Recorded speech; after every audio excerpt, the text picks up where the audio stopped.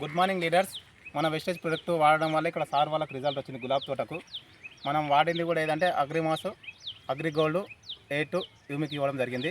ఇక్కడ చేను సార్ వాళ్ళకి ఫస్ట్ మామూలుగా ఒక 10 మొగ్గలు 20 మొగ్గల వరకు ఉండే. ఇప్పుడు ఒక చెట్టుకు 100 మొగ్గలు వచ్చేసినాయి సార్కు. ఇక్కడ చూడండి ఒకసారి లీడర్స్, ఆ చేను ఎలాగుందో సార్ వాడిన తర్వాత ఎట్లా ఉంది. ఇక్కడ మనకు శ్రీనివాస్ సార్ ఇప్పడం జరిగింది ఇక్కడ ఐడి తీసి ఇక్కడ సార్కు.